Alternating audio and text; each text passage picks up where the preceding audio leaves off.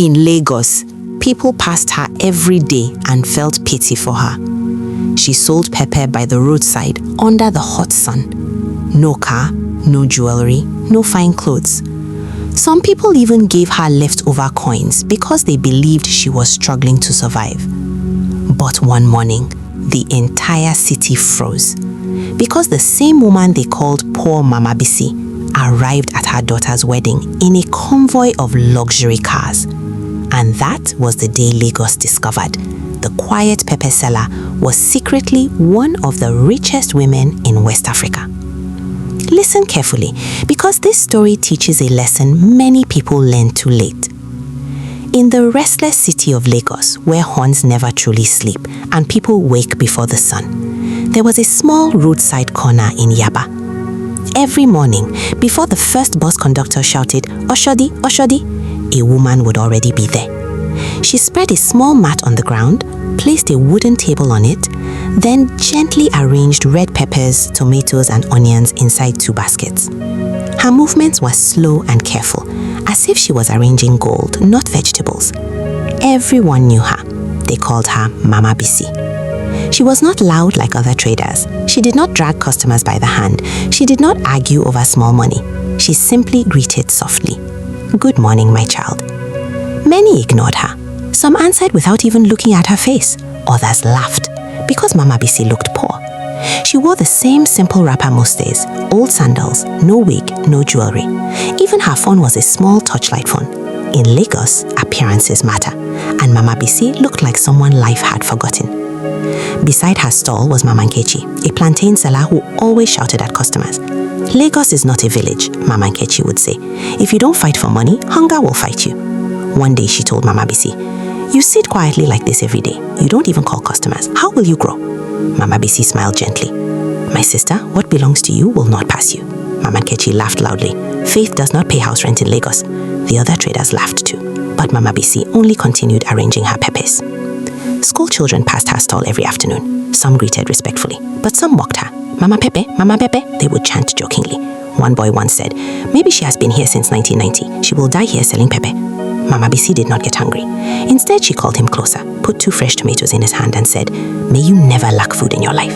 The boy was confused. He had expected insults. Instead, he received kindness. Every evening around 5 p.m., a young lady would come to help her pack. Her name was Tola. She was educated, well-spoken, and polite to everyone, even the rude customers. "Good evening, ma." "Thank you, sir. God bless you." People were surprised. Her English was too polished. Her manners were too refined. One day a woman asked her, "Which secondary school did you attend?" Tola answered quietly, "Queen's College, ma." The traders went silent. That was one of the best schools in Nigeria. Later they heard she attended a private university as well. Rumors spread quickly. She must have a sponsor. Maybe a politician is taking care of them. No pepper seller can pay those school fees. Mama Bisi did not defend herself. She only said, "God opens doors when the time is right." One hot afternoon, a shiny black SUV stopped near her stall. A well-dressed woman stepped out holding an expensive handbag. She looked uncomfortable standing near roadside dust. "How much is pepper?" she asked. Mama Bisi answered politely. The woman scoffed. "You people price things as if you pay tax." People nearby watched quietly. Then she added loudly, "You should be grateful people like us even buy from you." The atmosphere became tense. Mama Bisi looked at her calmly and said, "Madame, the sun shines on everyone. Today you stand, tomorrow another may stand." The woman felt embarrassed. She threw money on the table and drove off angrily. Mama Nkechi whispered, "One day trouble will follow that your quiet wisdom." Mama Bisi just smiled. Every Friday evening after closing, Mama Bisi did something unusual. Instead of going straight home, she entered a taxi to Victoria Island, the richest part of Lagos. The keke riders wondered, who does she know there? She would return late at night, still carrying her empty basket. No one knew what she went there to do. She never explained. Months passed. Then one morning, Lagos social media exploded. Society wedding of the year. Daughter of Chief Adeyemi to wed UK tech investor.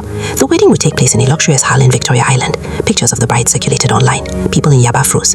It was Tola, Mama Bisi's daughter. The traders gathered around a phone in shock. That is impossible. Maybe it only looks like her, but it was her. The same Tola who packed peppers every evening. Curiosity pushed many residents to the venue. They wanted to see the mysterious rich family. Luxury cars filled the compound. Security guards everywhere. Decorations more beautiful than a palace. Then the master of ceremony announced, "The bride's mother has arrived." Everyone stood. A convoy entered slowly. The first car door opened, and Mama Bisi stepped out. But she looked completely different. She was simple but royal as Oge. No excessive gold, no show-off. Yet powerful men rushed to greet her. Bank directors bowed slightly. Politicians shook her hand respectfully. Foreign guests waited their turn. The MC spoke again. Please welcome Chief Mrs. Abisola Ademi, founder of Ademi Agro-Exporters, one of West Africa's largest agricultural export companies. The hall went silent. The pepper seller was a billionaire. People later discovered she owned cocoa farms in Ondo State, cashew plantations in Kogi, processing factories, export contracts to Europe and the Middle East. She had built her business for over 30 years, so why sell pepper? At the wedding, a journalist asked her directly. Mama Bisi answered gently, I started life helping my mother sell pepper. When God blessed me, I promised I would never forget the ground I came from. She continued, if wealth separates you from ordinary people, pride has entered your heart, and pride destroys faster than poverty. After the wedding, the rich woman who insulted her came to apologize. Mama Nkechi cried and hugged her. The children who mocked her stood quietly. Mama Bisi treated them all the same as before. Frankly, no revenge, no pride. She returned to her small stall the next week. Same mat, same table, same gentle greeting. Good morning, my child. Now everyone greeted her first. From that day, the whole community and never judge a person by clothing. Never measure a life by appearance, because sometimes the person you call poor is richer than you. In African wisdom we say, the deepest river flows without noise, and true greatness walks quietly among people.